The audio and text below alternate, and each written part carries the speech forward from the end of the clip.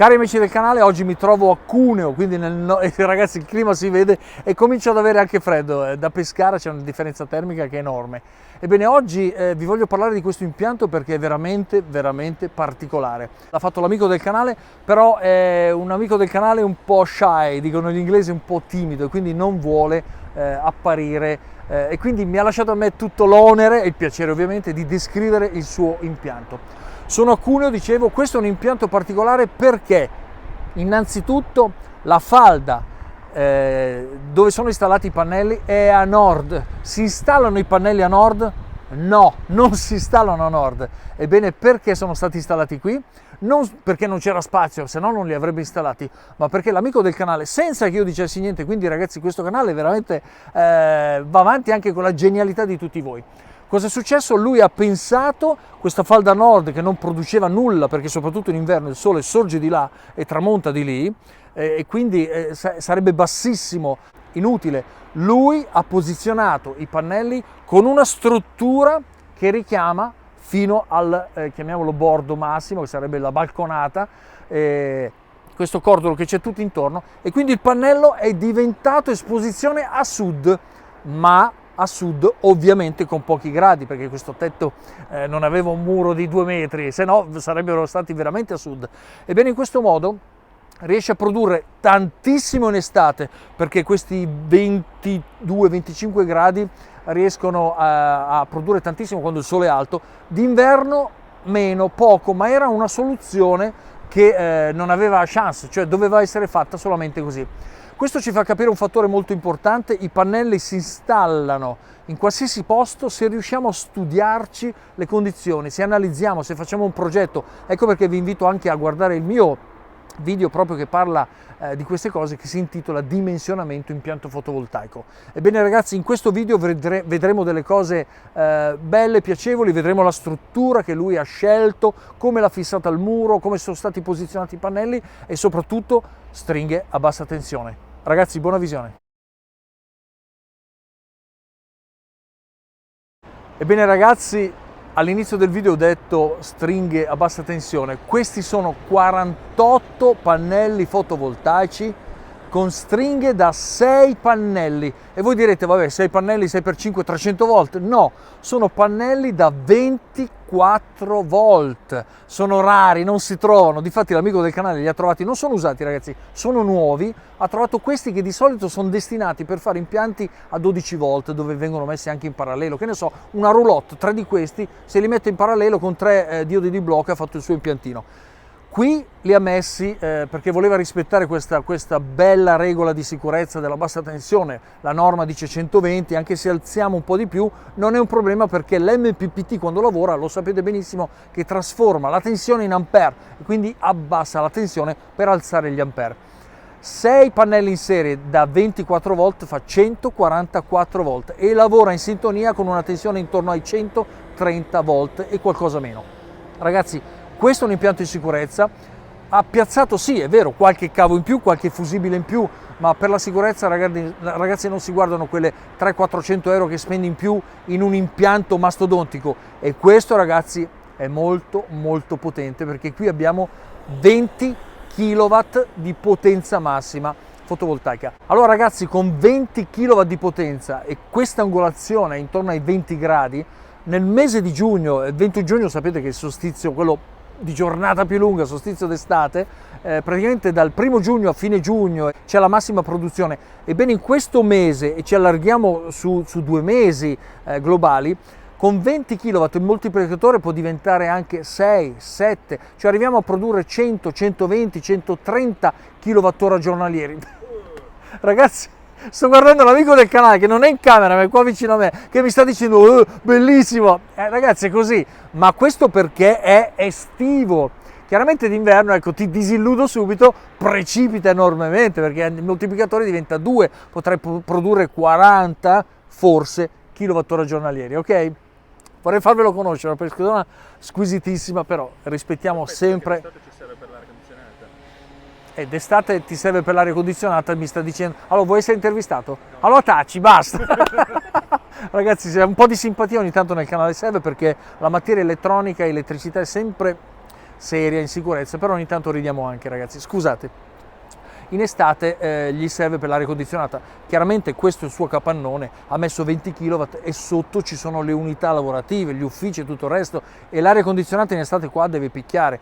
Con questa potenza riesce a soddisfare anche questo. Poi chiaramente lo sapete che tutto dipende da quanto consumiamo, non da quanto produciamo, perché quanto consumiamo deve essere in stretta relazione con la produzione e il resto è l'esubero. Lui ha messo batterie, dopo andremo giù, vi descrivo anche il giù, cosa c'è giù nel locale tecnico, batterie della Mani, inverter, eccetera, eccetera. L'impianto vi dicevo che è appena iniziato, quindi sono qua in supervisione, vedremo un po' come sta montando, vedremo le barre, vedremo gli inverter, vedremo cavi e caos.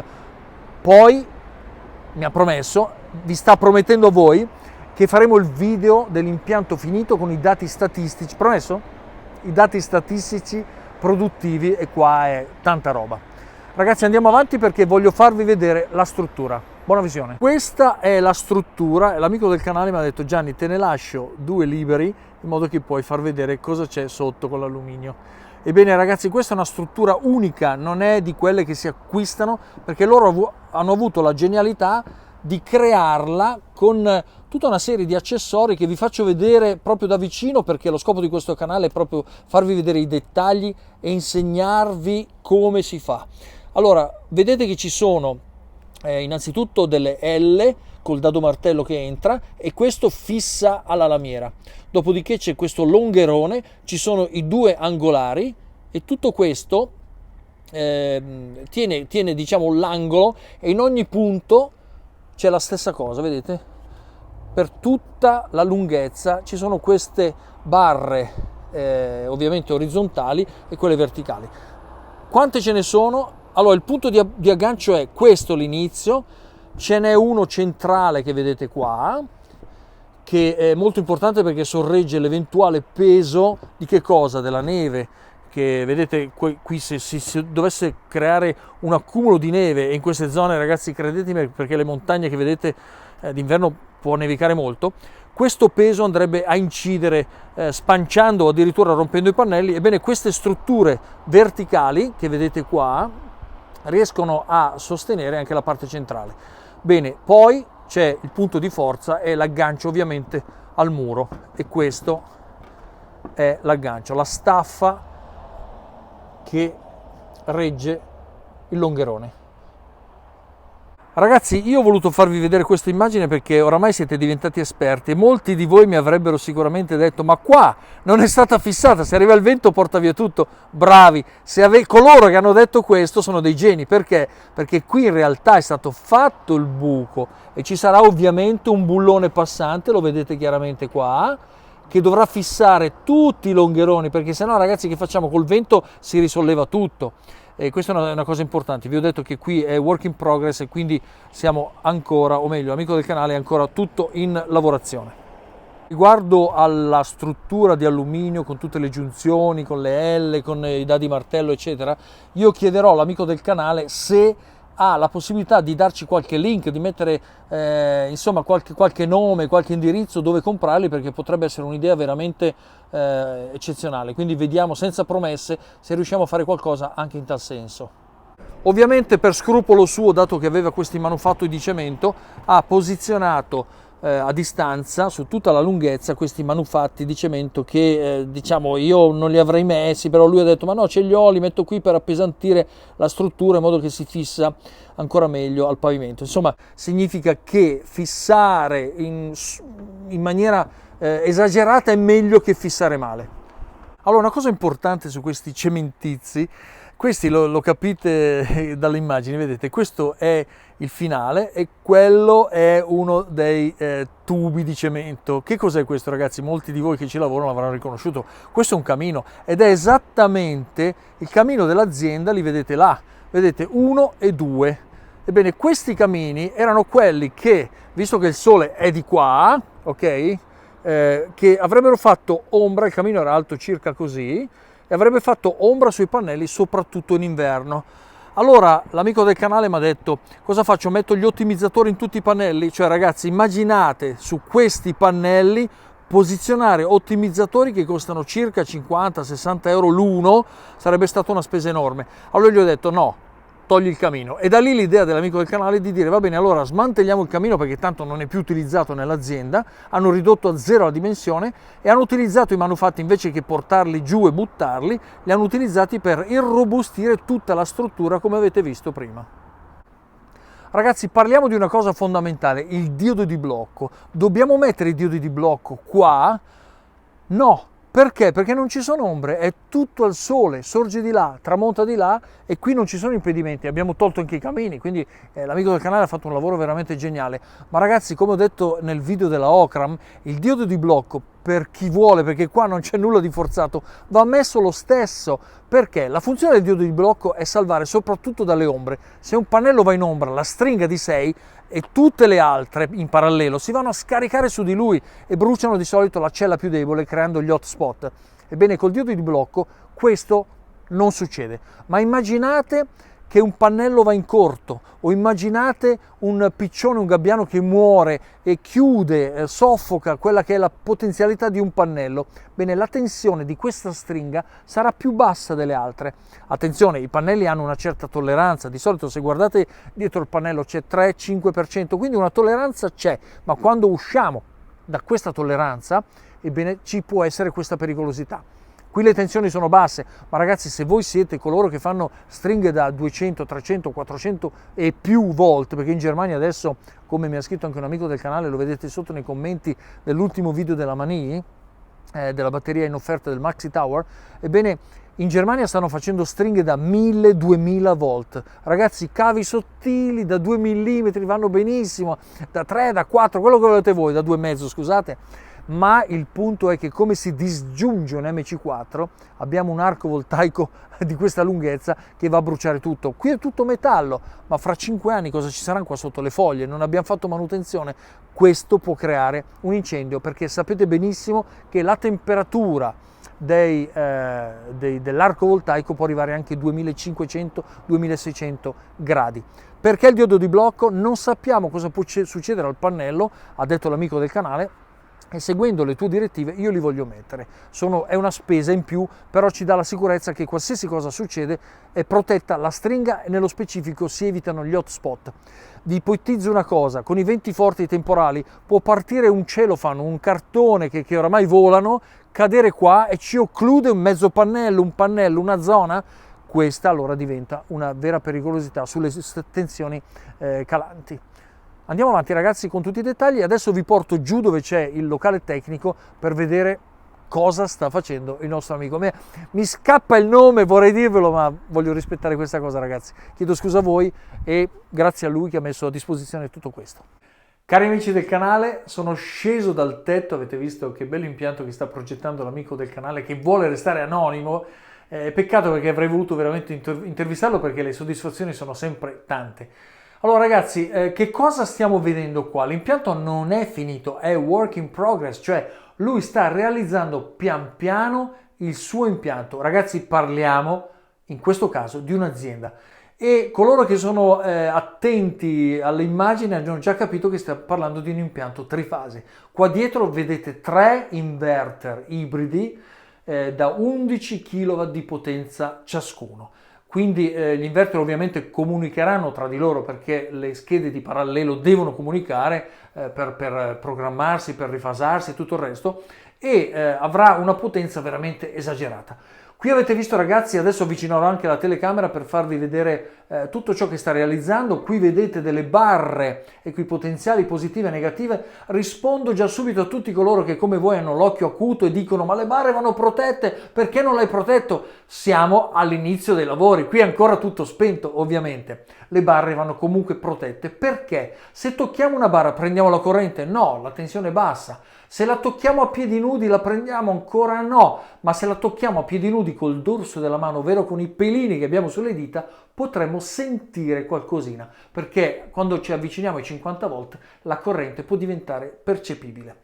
Non è dannosa, non fa niente, ma ci spaventa perché sentiamo questo sfriccichio sui pelini delle dita. Ora ragazzi, Già che sono qua, vi voglio fare una domanda, perché qui avete visto il quadro che sta montando, è di bassa tensione, qui c'è l'arrivo poi dei pannelli, qui vedete, adesso vi inquadrerò bene tutto, ci sono 4 EPEVER, sono i 10-4-20 per le stringhe che avete visto su. Vi voglio dire subito una cosa, perché spesso me l'avete chiesta sul canale e questa domanda ha creato un po' di polemiche. La domanda era: Gianni, ma quando parliamo di magnetotermici, di salvavita e quant'altro, il cavo deve entrare da sopra o da sotto?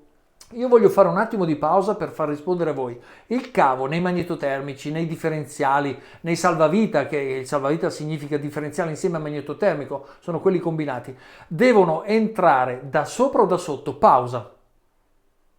Ebbene, spero abbiate indovinato.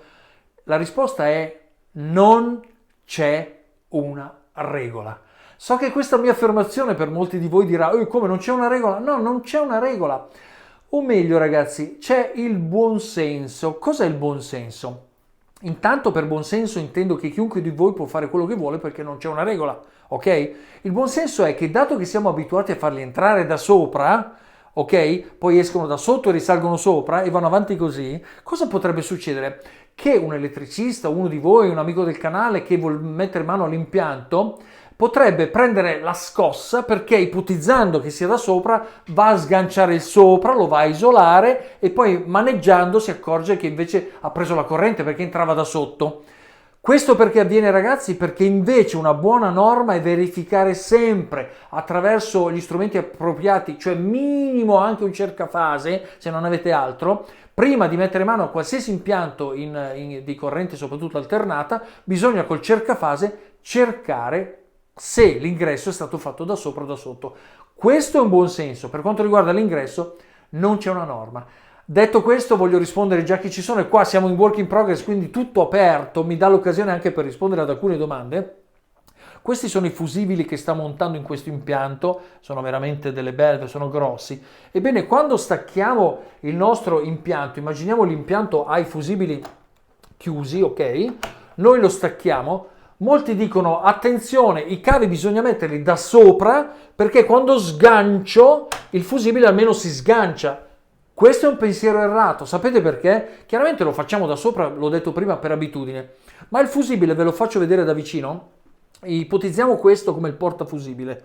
Questo è il fusibile, ok? Il fusibile, quando apriamo, non fa così, ma fa così. Lo spostamento è di entrambi i poli, quindi non sentiamo nessuna corrente, ok?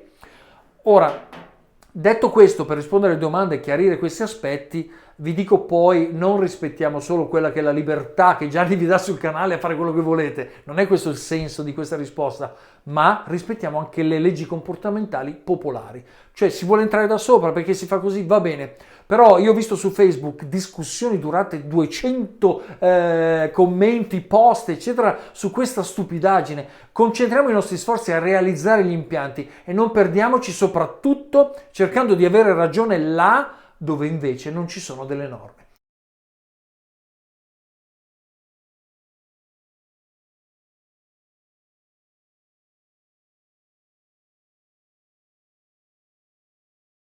Ragazzi, andiamo avanti perché si fa interessante. Adesso avvicinerò la telecamera, divento cameraman e vi descriverò quello che è il progetto che sta realizzando l'amico del canale, che ringrazio ancora di avermi invitato qui a poter filmare e farvi vedere che cosa sta facendo. Ragazzi, buona visione. Partiamo con i dettagli. Inquadro per primi questi 3 inverter ibridi da 11 kW.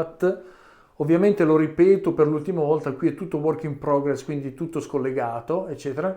Qui vediamo anche il cavo di connessione tra un inverter e l'altro, in modo che possano parlare. Vi ricordo che le schede di parallelo devono essere combinate in modo che gli inverter possano dialogare tra di loro per trovare la giusta fase e lavorare insieme. Ora, la cosa bella di questo impianto, sulla quale l'amico del canale ci ha tenuto in maniera assoluta, è che le batterie sono queste e sono quelle della Mani. Ragazzi, lui ha fatto 60 kWh di batterie della Mani.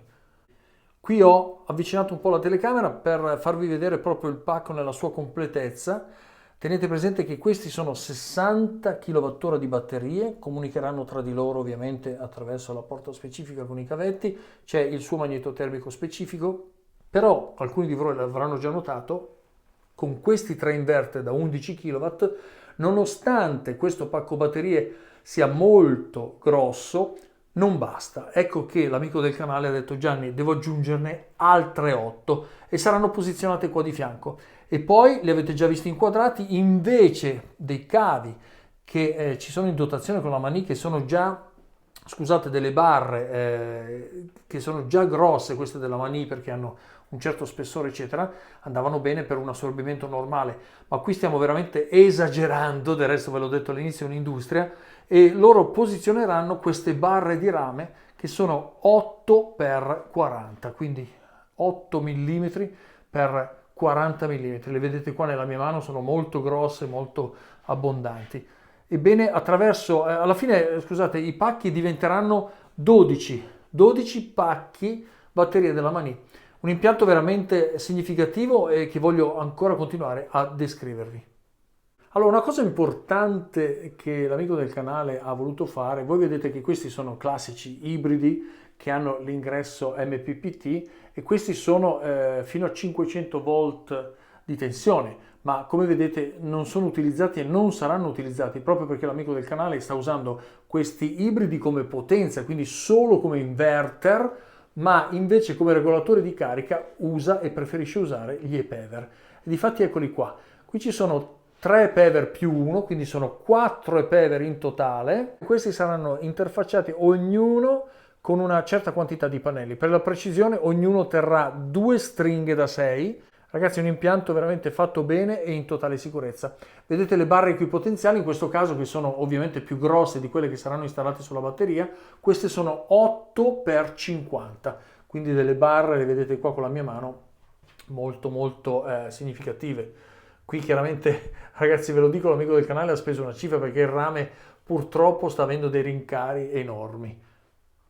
Questi sono i 4 e-Pever 10420AN, ovviamente trovate tutti i link sotto al video, e questa è la fase finale dove poi arrivano le stringhe e vengono connesse tutte in parallelo sulle barre equipotenziali.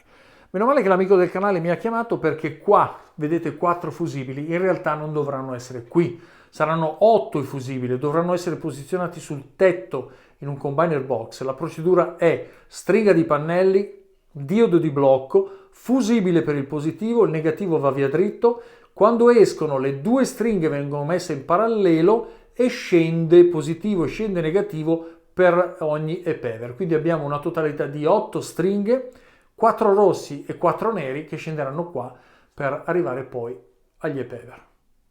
Ragazzi, l'impianto è partito, stanno facendo un lavoro d'eccezione, avete visto che con la supervisione abbiamo corretto un attimo il tiro, ma sono cose che possono capitare, anzi è il bello di ciò che avviene su questo canale con naturalezza, perché lo sapete che la mission qua è aiutare chiunque a produrre la propria energia elettrica.